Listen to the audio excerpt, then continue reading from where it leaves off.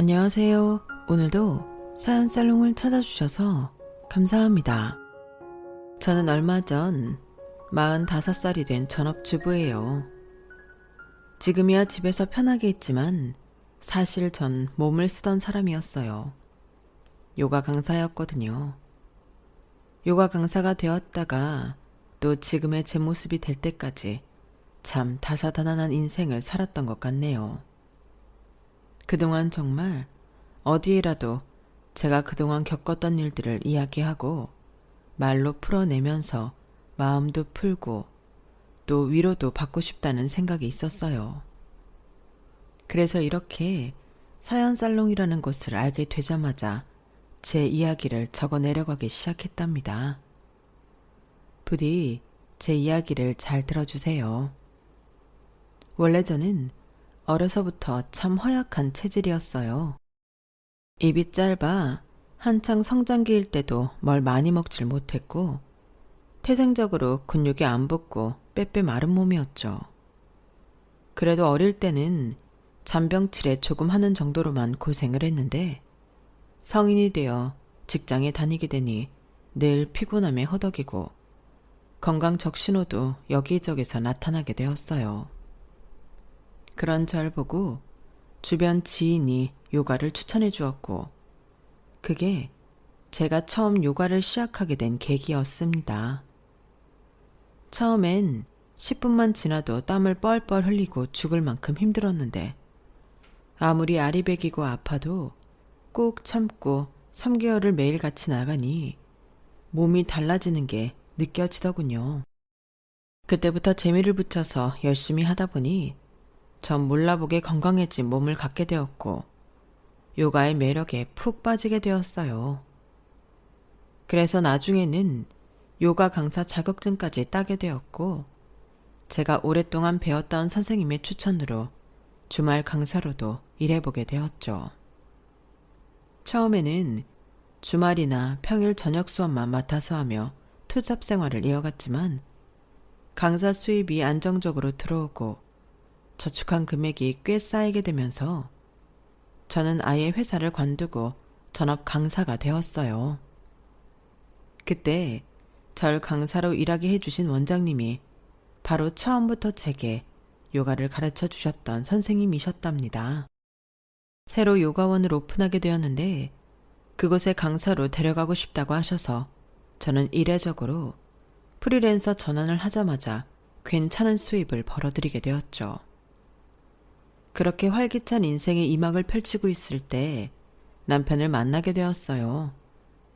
세미나에서 자주 뵙던 분이 저와 대화를 나누다가 잘 어울릴 것 같다며 만남을 주선해 주신 것이었는데요. 저보다 1살 많은 나이에 대기업에 다닌다는 남편은 실제로 만나보니 야망이 대단한 사람이었어요.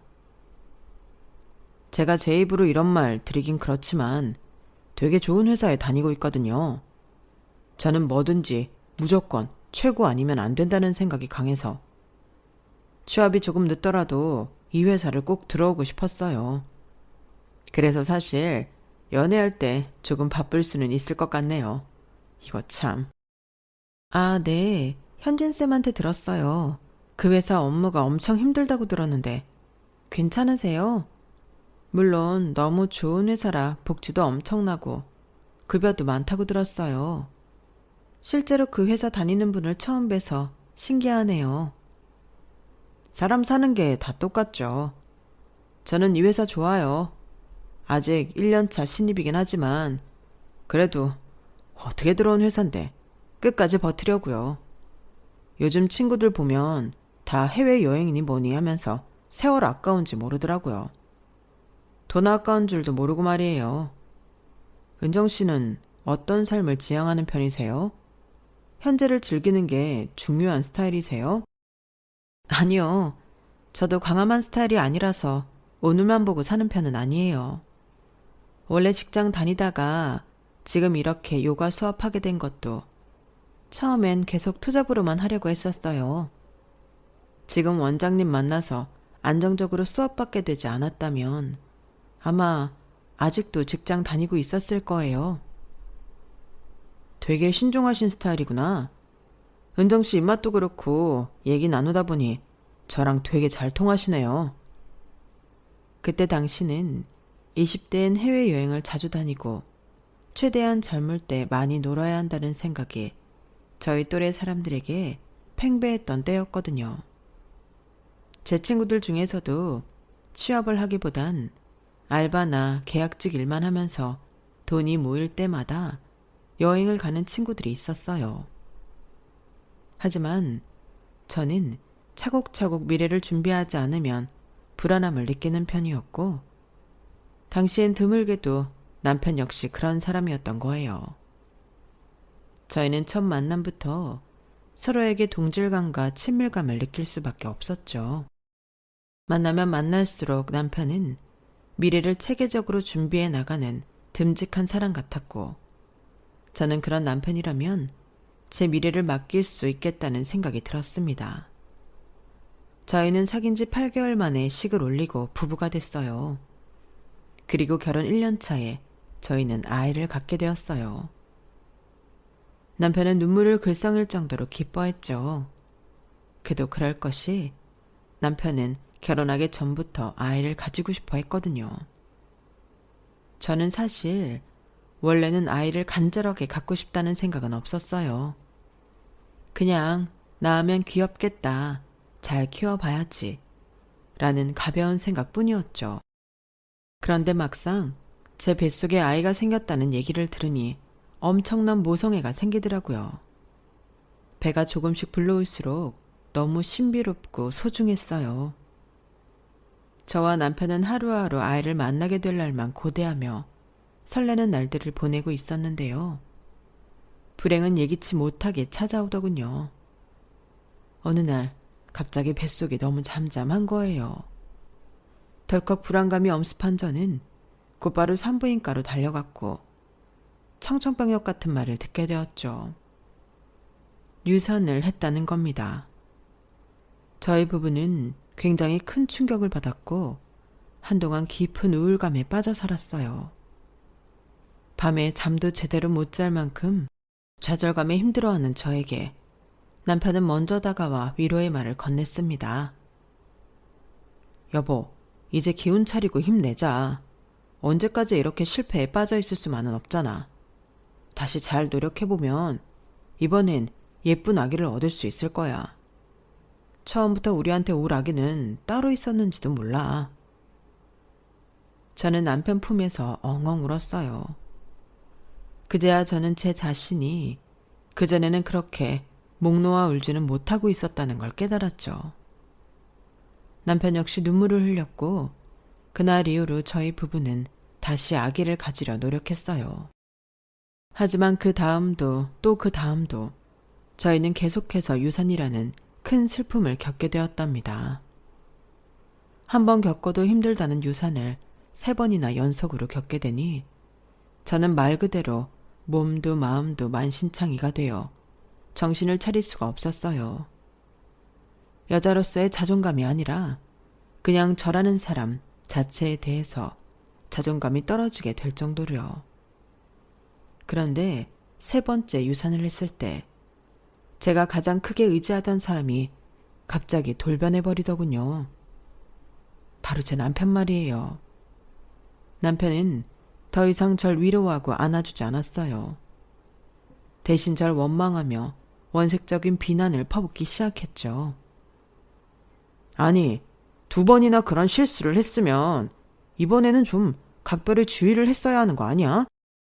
실수라니, 병원에서 우리가 잘못한 부분은 없다고 그랬잖아.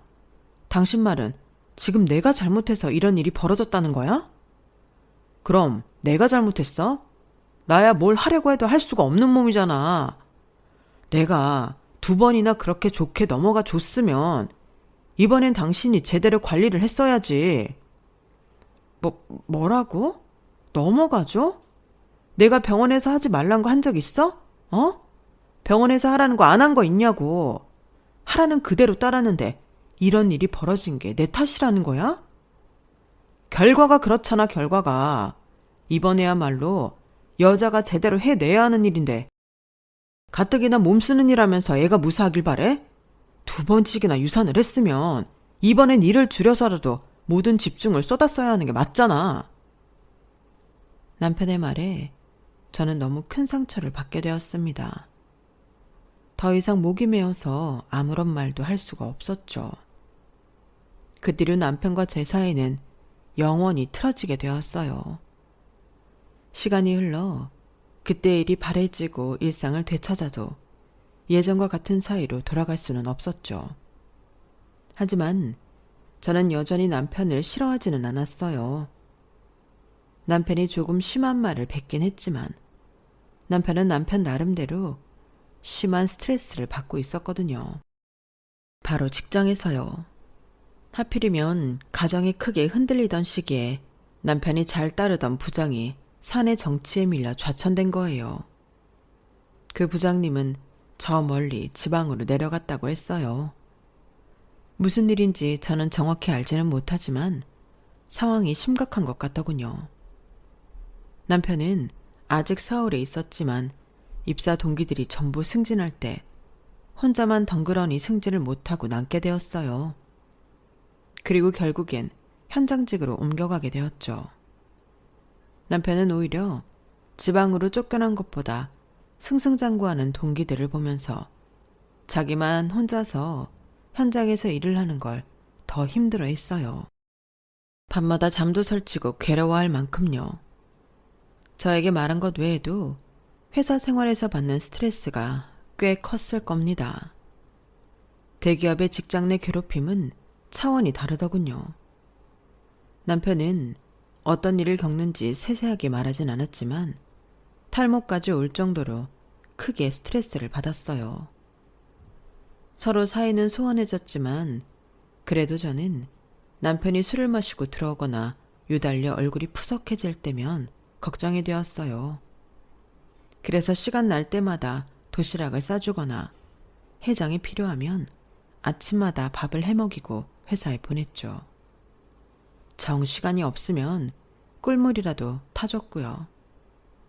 살림은 자연히 제가 90%를 담당했고 남편은 주말에 한 번씩 설거지나 빨래를 하는 등 최소한의 일만 도왔지만 그걸 가지고 뭐라고 한 적은 한 번도 없었을 만큼 저는 남편을 위해 맞춰서 살았답니다.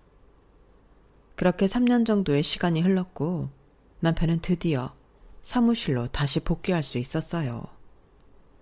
새롭게 줄을 잘 서는데 성공한 것인지 점점 얼굴이 다시 피더군요. 그때쯤 되어서 저희 부부 사이도 조금은 더 가까워지고 남편도 저에게 다시 조금씩 따뜻한 모습을 보이게 되었죠. 우리는 짧지만 두런두런 대화를 나누는 시간도 점차 길어졌고 다시 한번 조심스럽게 아이 얘기를 꺼내게 되었어요. 당시 제 나이가 30대 후반이었기에 저는 더 늦기 전에 지푸라기라도 잡는 심정으로 시도해보자는 생각이 들었죠. 남편은 다시 기대를 하면서도 전과는 다르게 시도 자체에 굉장히 조심스러워하는 기색이었죠. 사실 너무 큰 실패를 겪고 완전히 좌절했던 일에 다시 도전한다는 것은 생각보다 정말 어려운 일이었어요. 머리도 마음도 선뜻 결정이라는 걸 내릴 수가 없었죠. 그렇게 남편과 조심스러운 결정을 고민하고 있던 시기에 제가 일하던 요가원의 원장님께서 저에게 여행을 제안하셨는데요. 요가인들이 정말 많이 가는 여행지 중 하나였고 자연이 아름다운 곳이었기에 저는 고민할 필요도 없이 그 제안을 받아들였어요. 사실 오랜 기간 가까이 지내며 제 사정을 전부 알고 계시던 원장님이 제가 새로운 환경에서 잠시라도 활기를 되찾길 바라는 마음에 기회가 오자마자 저에게 제안을 주신 거였기에 전 너무나 감사하는 마음이었죠. 남편도 좋은 기회라며 잘 다녀오라고 해주었고 여행의 첫 3일은 정말 행복했답니다. 전 그렇게 자유여행으로 해외를 가본 적이 처음이었는데 아름다운 풍경도 마음껏 만끽하고 그런 자연 속에서 다 같이 요가를 하고 건강한 음식을 먹는 것이 너무나 즐거웠어요. 몇 년 동안 쌓여있던 스트레스와 억압감이 전부 해소되는 듯 했죠. 그런데 왜 항상 큰 불행은 가장 행복한 순간에 나타나는 것인지 저는 한순간에 큰 사고를 당하게 되었어요. 숙소로 돌아가는 길에 가로등이 없이 핸드폰 불빛에만 의지하며 걷고 있었는데 그만 발을 헛디딘 겁니다. 그렇게 가파른 언덕도 아니었는데 하필이면 굴러떨어진 그 도로에 지나가던 오토바이에 치였고 저는 심각한 부상을 입고 말았어요. 한국이었으면 바로 119라도 불러 병원으로 달려갔을 테지만 해외에서 이런 큰 사고를 당했을 때는 어떻게 해야 하는지 막막하기만 했죠. 원장님의 비명소리를 끝으로 기억이 나는 건 잘 없네요. 조각난 기억 속에서 원장님이 눈물 범벅이 된 채로 절 부르던 모습과 현지 병원으로 이송되던 장면만 보였던 것 같아요. 저는 사고가 나고 한참 뒤에야 한국으로 옮겨졌고 그제서야 제대로 된 수술을 받을 수가 있었어요. 하지만 이미 시간이 너무 많이 지나버린 뒤였기에 결국 평생 다리를 쓸 수 없다는 절망적인 소식을 듣고 말았어요. 친정엄마가 억장이 무너지는 얼굴로 의사 선생님께 매달려 봤지만 그런다고 달라지는 건 아무것도 없었어요. 해외에서 사고가 난다는 게 얼마나 무서운 일인지 그동안 살면서 모아두었던 재산이 거의 다 거덜났고 몸은 불구가 되어버리더군요. 새하얗게 질린 얼굴로 병원과 회사만 오고 가던 남편도 그때 무너지고 말았죠. 그때까지 시종일관 제 손을 잡아주던 남편은 하반신 마비라는 말에 의자에서 튕기듯이 후다닥 일어나 의사에게 재차 물었어요. 그럼 아이도 못 가지게 되는 건가요? 그거야 조금 더 상태가 호전된 뒤에 살펴볼 일이죠. 당장 수술 경과가 다 나온 것도 아니고. 수술 경과가 좋으면 가능은 하다는 건가요? 하반신 마비인 환자분이더라도 임신이 가능한 경우들이 있어요. 하지만 지금 아내분은 그것보다는 회복이 우선입니다. 척추랑 골반이 망가지신 거기 때문에 지금으로선 저희가 어떻게 말씀드릴 수가 없네요. 그 말을 끝으로 나가려던 의사는 남편을 한 번 더 돌아보며 아이 문제가 급한 게 아니라 아내분 회복이 최우선이세요. 절대 무리하면 안 됩니다. 라는 말을 덧붙이고 나갔어요. 하지만 그 말은 남편에게 아무런 효과가 없었습니다. 그 순간을 기점으로 남편이 절 보는 눈빛이 완전히 달라졌거든요. 남편은 더 이상 제 손을 잡지도 절 안타까워하지도 않았죠. 제가 회복을 마치고 제 화를 끝내는 동안 남편은 먼저 말을 건네는 법이 없었고 제가 말을 걸어도 늘 단답형으로만 대답을 했어요. 긴 치료 끝에 병원에 올 때 남편은 그래도 미련을 버리지 못해 저를 데리고 산부인과를 갔지만 끝끝내 임신이 힘들 것이라는 답변을 듣게 되었어요. 사실 저도 굳이 이런 몸으로 아이를 낳고 싶은 마음은 없었는데요. 당시 저는 두 다리를 잃은 것만으로도 좌절감이 너무나 큰 상태였기 때문에 임신과 출산, 그리고 육아라는 큰 책임감이 필요한 일은 할 수 없을 거란 생각이 있었거든요. 실제로 의사들도 대부분 말리는 눈치였고요. 제 몸 하나 챙기기 어려운데 새 생명을 위한 희생까지 하는 건 불가능해 보였죠. 그래서 산부인과까지 다녀온 이후에 남편에게 더 이상 아이를 낳고 싶지 않다고 말했어요. 설령 낮은 확률로 아이를 가질 수 있다고 해도 시도조차 하고 싶지 않다고요. 남편은 한참 동안 절 말없이 쳐다보더니 이내 알겠다고 했죠. 그리고 그 이후로 남편은 더 이상 아이 얘기는 꺼내지 않았습니다. 모든 치료가 끝난 뒤 저는 휠체어를 타고 집에 돌아왔고 그때 이후로 진짜 지옥 같은 나날을 보내게 되었어요. 더 이상 하던 일을 할 수도 집 밖에 혼자 나가기도 어려워진 저는 하루 종일 집에 혼자 있게 되었는데요. 아무런 할 일 없이 매일같이 침대나 휠체어에만 앉아 있으니 온갖 나쁜 생각만 머릿속에 가득 차더군요. 병원에 있을 때나 가족들과 있을 때에는 그래도 간간히 사람들이 말도 걸고 치료받으러 오가며 할 일이 있었는데 그런 일 자체가 사라지니까 억지로 눌러놓았던 좌절감과 우울감이 전부 터져나오더군요.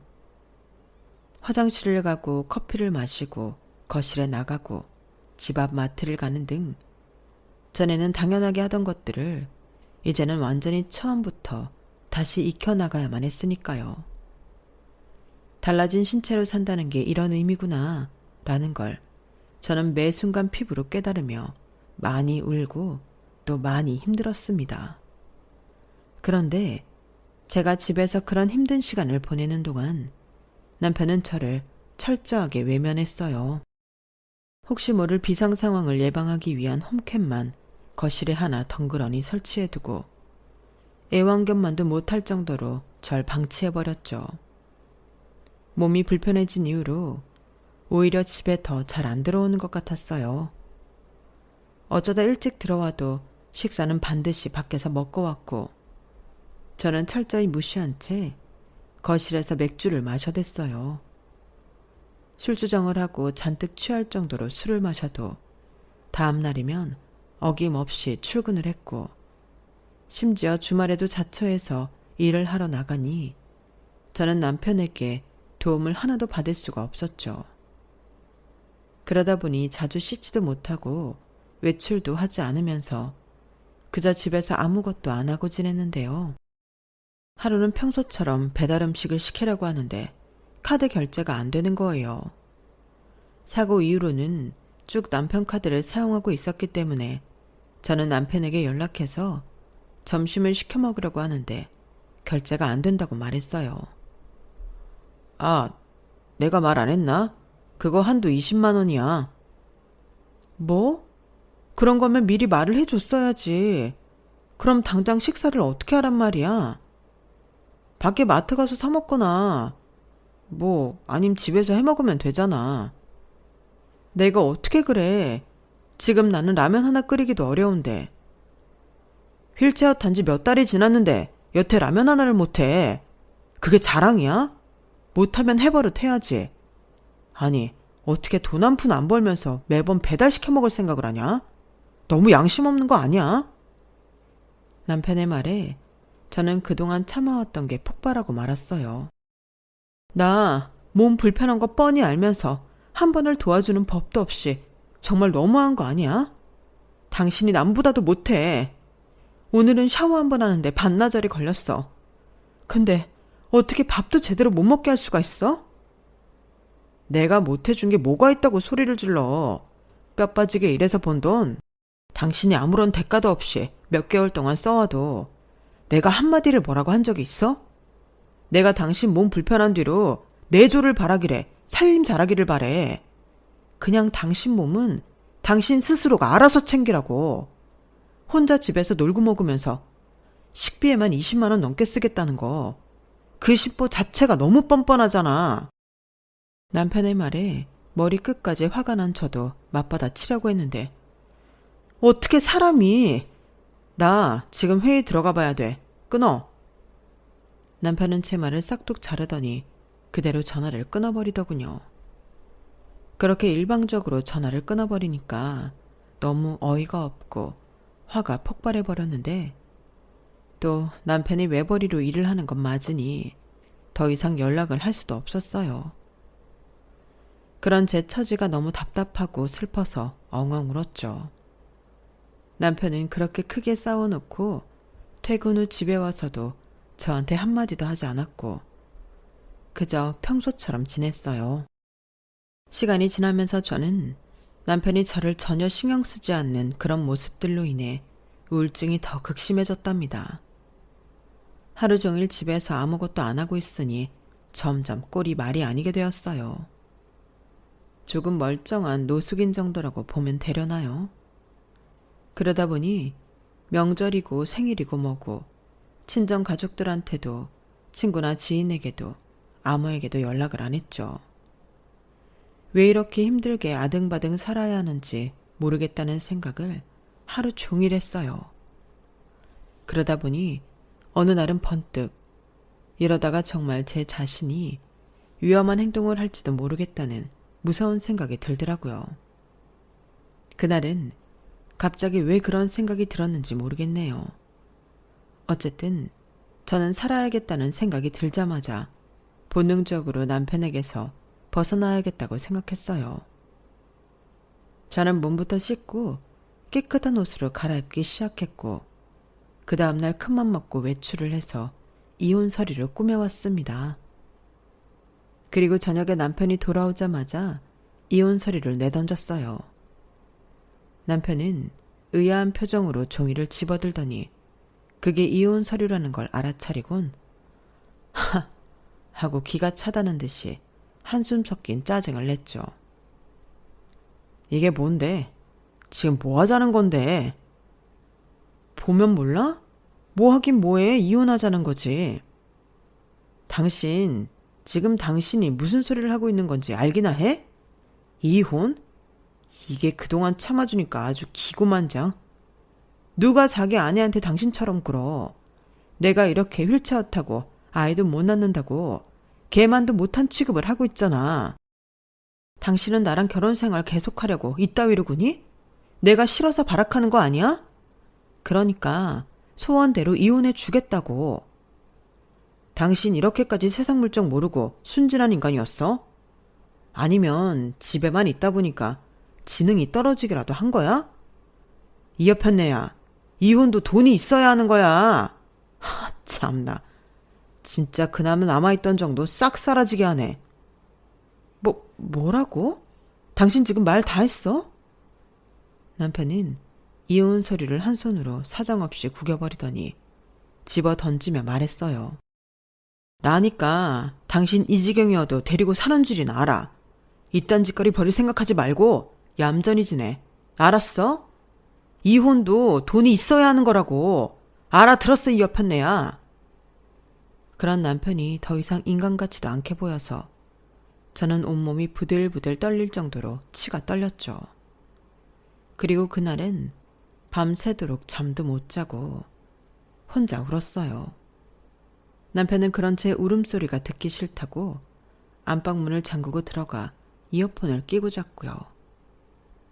저는 이혼 서류를 작성하기 전보다 훨씬 더 우울해졌죠. 그런데 사람이 죽으라는 법은 없나 봅니다.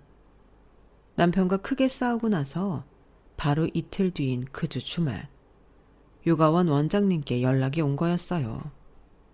원장님은 제가 다치고 난 이후에 한동안 연락이 없었다가 거의 반년 만에 연락을 주신 거였죠. 반년 만에 만난 원장님은 몰라보게 살이 빠지고 얼굴이 안 좋아 보였는데요. 절 보자마자 그동안 저에게 너무 미안해서 제 얼굴을 볼 낯이 없었다며 얼굴을 붉히셨어요. 내가 괜히 여행을 가자고 해서 이런 일이 생긴 건 아닌가 하는 생각이 자꾸 들어서 내내 마음이 안 좋고 은정쌤 얼굴 보기가 너무 미안하더라고. 오랜만에 봤는데 얼굴도 많이 상한 것 같아서. 아니에요, 원장님. 저 절대 그렇게 생각 안 해요. 오히려 그때 저 생각해 주셔서 데려가신 건데 제가 감사했죠. 저는 원장님께 늘 감사한 마음뿐이었는걸요. 원장님도 너무 그렇게 생각하지 마세요. 그렇게 생각해줬다니 내가 다 고맙네. 은정쌤이 이렇게 심성이 고운 사람이라 이런 좋은 일이 생겼나 봐. 네? 그게 무슨... 예전에 우리가 같이 제작했던 요가 비디오 생각나? 아, 네네, 기억나네요. 그런데 갑자기 그건 왜요? 그게 해외에서 난리가 났어. 유튜브에 올린 영상 조회수 대박 터지고 유료 결제도 엄청나게 많이 들어와. 예? 정말요? 잘 됐네요. 내가 이제라도 쌤 볼 면목이 생겨서 얼마나 기뻤는지 몰라. 이거 봐봐. 원장님의 손을 맞잡고 기뻐하면서도 저는 그게 대박이 나봤자 월급 정도 벌 줄 알았어요. 하지만 원장님이 눈물을 글썽이며 보여주시는 자료에 입이 떡하니 벌어졌어요. 대충만 봐도 원래 벌던 월급과는 비교도 안 될 정도의 금액을 벌게 되었더라고요. 어안이 벙벙해질 만큼의 숫자들이 가득 적혀 있는 자료들을 보고 저도 모르게 와락 눈물이 터져 나왔어요. 원장님과 저는 그렇게 서로 울다가 웃다가 하면서 기뻐했죠. 원장님과 헤어진 지 얼마 뒤부터 투자금이 들어오기 시작하는데 첫 입금은 무려 17억이라는 거금이 들어오더군요. 보고도 믿기지가 않아서 10,000원, 5,000원씩 이것저것 결제해보며 몇 번이나 통장 잔고를 확인했답니다. 이게 꿈이 아닌 실제 상황이라는 게 그제야 체감이 되었고 전 거실에 있던 홈캠을 녹화본을 싹 다 뒤져본 뒤 그 길로 다시 외출을 했어요. 이번에야말로 이혼 서류를 제대로 꾸며 남편의 회사에 도착했고 하루 종일 부지런히 움직였음에도 벌써 5시가 다 되어 가더군요. 저는 아무나 붙잡고 강태용 과장을 불러달라고 무작정 부탁을 했어요. 몇 번의 시도 끝에 누군가 그 사람을 불러줬고 잠시 후 강태용 과장이 어리둥절한 표정으로 로비에 내려오는 게 보였죠. 저는 휠체어를 끌고 다가갔습니다. 저 부른 사람이 그쪽이에요? 근데 누구세요? 안녕하세요. 강태용 과장님이세요. 저는 조대리 아내예요. 조재호 대리요. 아, 근데 왜 저를... 이거 받으세요. 이게 뭔데요? 공개되면 저희 남편 인생 망가지는 영상이에요. 강태영 과장은 묘한 표정으로 제가 내민 USB를 건네받았어요. 그리고 이해가 안 된다는 말투로 제게 물었죠. 근데 이걸 왜 저한테 주세요? 전 조대리랑 별로 안 친한데. 알아요. 둘이 사이 안 좋으시잖아요. 그 안에는 강 과장 욕하는 내용도 엄청 많이 들어있어요. 저는 제 남편이랑 이번 달 내로 이혼할 건데 남편 인생이 아주 진흙탕 속에 처박혔으면 좋겠거든요. 강태영 과장은 한참 동안이나 굳어진 돌상처럼 말없이 제가 건넨 USB만 쳐다봤어요. 그러더니 생각이 다 정리된 건지 저에게 대가로 뭘 바라는 거냐고 물어보더군요. 그 영상으로 뭘 하시든 최대한 크게 하셨으면 해요. 그게 다예요. 제 말을 들은 강태영 과장은 알겠다며 회사 안으로 다시 들어갔고 약 30분쯤 뒤 6시가 되자 퇴근하는 사람들이 물밀듯이 빠져나오는 것이 보였어요. 저는 일부러 사람들이 나오는 곳 한복판에서 남편을 기다렸죠. 다른 분들의 통행을 방해한 건 죄송한 일이었지만 아직 휠체어에 완전히 익숙한 게 아니었기에 그렇게 주목을 받지 않으면 남편을 찾을 수 없었을 거예요. 아니나 다를까 사람들은 퇴근하면서 전부 저를 한 번씩 쳐다보고 갔고 남편 역시 마찬가지였습니다. 멀리서 절 발견한 남편은 후다닥 저를 입구 옆쪽으로 끌고 갔어요. 미쳤어? 여기서 지금 뭐 하는 거야? 아니, 여긴 왜 왔어? 당신이랑 이혼하러 왔어. 이거 받아. 남편은 제가 건네는 이혼 서류를 보지도 않고 집어들자마자 북북 찢어버리더니 가방 안에 얼른 집어넣어버리더군요. 내가 말했지. 이혼도 돈이 있어야 하는 거라고. 지금 이딴 소리나 짓거리려고 여기까지 찾아왔다는 거야? 있어, 돈. 엄청나게 있어. 저는 핸드폰 통장 잔고 화면을 띄운 채 남편을 보여주며 말했습니다. 남편은 제 핸드폰을 낚아채서 보더니 믿을 수 없다는 듯이 절 보더군요. 이거 어디서 났어? 당신 알 바 아니고 이제 당신 걱정이나 해. 당신 말대로 돈이 생긴 거니 아무 눈치 안 보고 맘대로 이혼할 수 있거든. 그냥 헤어지기 전에 당신이 그렇게나 자랑스러워하던 회사가 어떤 곳인지 구경이나 하러 온 거야. 순진하긴. 당신이 이 돈이 생겼으면 나야 땡큐지. 이혼하면 당신 재산 중 상당 부분을 나한테 분할해줘야 하는 거 알지? 다야말로 이혼이 소원인 사람이야. 당신도 이렇게 소원이라면 내가 당장 내일이라도 도장 찍어줄 수 있지.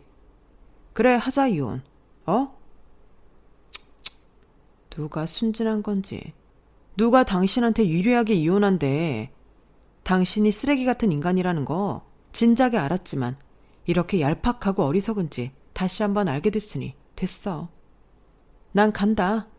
알아서 잘 살던지 해. 저는 그 말을 끝으로 남편의 회사에서 나와버렸답니다. 그리고 그 길로 친정집으로 돌아가서 친정엄마께 그동안 있었던 일들을 다 털어놓았어요. 친정엄마는 제 말을 듣고 절 안고 한참을 우셨죠. 저는 다음 날부터 남편에게 제대로 된 복수를 시작했고 친정엄마는 그런절 뒷바라지 해주셨어요. 저는 그간 남편이 배우자로서 저에게 얼마나 충실하지 못했는지 증거를 전부 모아서 변호사 사무실에 갔고 그 사이 남편은 저에게 어떻게 힘써보지도 못하고 회사 일로 인해 정신없이 나락에 빠지고 있었어요. 강태영 과장이 제 생각보다 훨씬 더 빠르게 움직였더군요. 제가 강태영 과장에게 넘겼던 USB에는 남편이 거실에서 술을 마시고 취할 때마다 하던 회사 사람들 욕과 어렵게 줄을 잘 섰다던 그 상사에 대한 욕, 그리고 직원들에 대한 성적 발언까지 전부 담겨 있었거든요. 그게 회사 인트라넷에 오픈이 되자 회사는 발칵 뒤집히고 말았죠. 회사 내에서 남편은 엄청나게 질타를 받고 성희롱 신고까지 당하게 되었고 얼마 지나지 않아 해고 통보까지 받게 되었답니다.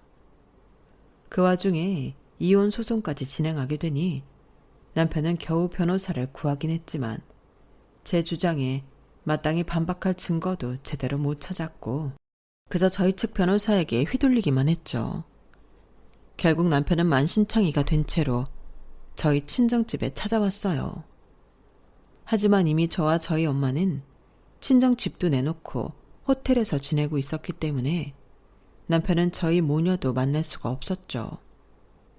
나중에 부동산 사장님께 남편이 빈집 초인종을 누르며 엉엉 울고 빌고 화를 내고 있었다는 말을 전해 들었을 때 얼마나 속이 통쾌하고 시원했는지 모릅니다. 저를 만날 수 없다는 사실에 또 화가 난 건지 남편은 며칠 뒤 저에게 명예훼손으로 고소장을 보내오더군요. 변호사를 통해서 그 사실을 알았는데 전 그때 남편이 한 말 중 적어도 하나는 정말 맞는 말이라는 생각이 들었어요. 이혼도 돈이 있어야 한다는 말 말이에요. 저는 콧방귀를 끼며 그깟 손해배상 해주면 그만이니 후회하지 않는다고 얘기했고 변호사는 제 말을 듣더니 알아서 처리해주겠다고 하더군요. 그래서 저는 그동안 친정엄마와 저희가 살기 편한 고급 아파트를 보러 다니며 평화로운 시간을 보냈답니다. 다행히 집을 내놓은 지 오래되지 않아 저희는 집이 팔렸다는 연락을 받고 부동산으로 계약서를 쓰러 갔어요. 기분 좋게 거래를 하고 나오는데 마침 남편이 저희 모녀를 기다리고 있더군요. 남편은 저를 보자마자 잠깐 얘기 좀 하자며 저를 붙잡았어요. 잠깐만. 나랑 얘기 좀 해. 진짜 잠깐이면 돼. 이혼할 때 하더라도 잠깐만 대화는 할 수 있잖아. 무슨 얘기를 해? 난 당신이랑 할 얘기 없어. 대체 우리가 오늘 여기 오는 건 어떻게 알고 여기서 기다린 거야? 진짜 징글징글하다. 집을 내놨으면 팔릴 때 올 거라고 생각했지. 그게 중요한 게 아니라 당신 나한테 정말 끝까지 소송할 거야? 그럼 애초에 관둘 걸 뭐하러 시작했겠어? 당연히 끝까지 가야지. 이제 와서 소송 멈춰라. 뭐 그딴 소리 할 거면 가. 난 당신이 무슨 소리를 해도 그만둘 마음이 없으니까. 합의를 하자고. 당신도 나한테 잘못한 게 있잖아. 그 홈캠 영상, 그거 당신의 회사에 뿌린 거지. 당신이 아니고서야 우리 집 홈캠 영상을 누가 어떻게 회사에 뿌릴 수가 있겠어. 당신이 저지른 짓도 불법이야. 알아? 내가 그걸로 당신한테 소송 건 거 그거 없었던 일로 해줄게. 그리고 이혼도 재산 분할 적당히 합의해 줄게. 그러니까 우리 서로 진흙탕 싸움 그만하고 원만하게 합의를 보자. 내가 왜? 참나, 계산기 때려보니까 명예훼손으로 이것저것 걸어서 배상금 뜯어내는 것보다 합의하는 게 손해가 덜 날 것 같았나 보지?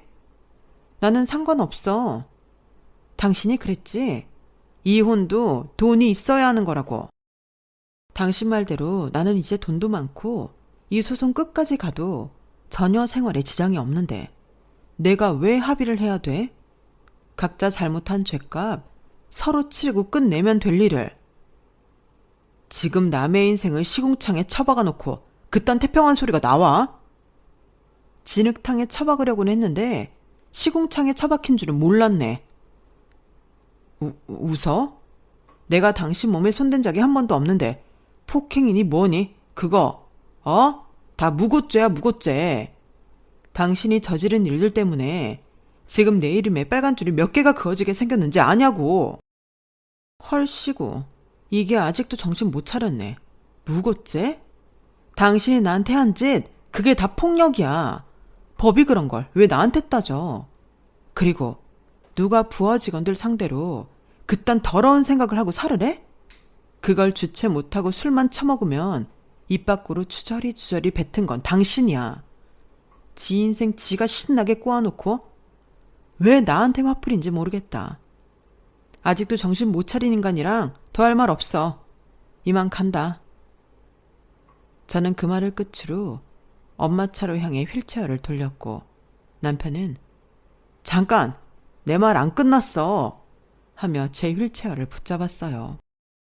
그 순간 차에서 저희를, 정확히는 남편을 노려보고 있던 엄마가 후다닥 나오셔서 남편의 손등과 등짝을 가방으로 사정없이 두드려 팼습니다.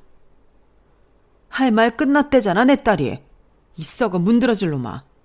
네가 어디 감히 내 딸한테 또 함부로 굴려고 해. 어디 내 딸 휠체어에 손을 대냐고, 이 금수 같은 놈아. 남편은 비명을 지르며 균형을 잃고 땅바닥에 엎어졌고 엄마는 남편이 넘어져도 등이며 뒤통수를 향해 쉬지 않고 가방을 휘두르시다가 마지막엔 남편에게 침까지 뱉으며 으름장을 놓으셨어요. 어디 한 번만 더 내 딸 함부로 해봐. 아주 그냥 그놈의 손모가지며 주둥아리며 평생 다시 못 쓰게 해줄 테니까. 알았어?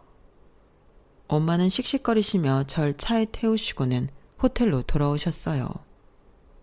엄마의 갑작스런 행동에 저도 순간 얼이 빠진 채로 엄마를 말릴 생각도 못한 채 굳어 있었는데 그간 엄마가 제 얘기를 들으신 후로 얼마나 속으로 천불을 삭히고 있으셨는지 짐작을 할 수 있었네요. 저랑 연락도 잘 안 되고 있던 반년 동안 제가 몸도 마음도 형편없이 망가져가고 있었다는 걸 뒤늦게 알고서 얼마나 남편에게 분노하셨겠어요. 저도 그런 엄마를 보고 그 기간 동안 엄마한테 연락을 안 드린 게 후회가 되고 죄송스러운 마음이 들었어요. 그리고 그렇게라도 엄마가 속을 풀게 되셔서 오히려 다행이라고 생각이 들었네요. 남편은 결국 나이 40이 훌쩍 넘어서 직장도 잃고 그동안 모았던 재산도 거덜난 채 길바닥에 나앉게 되었답니다.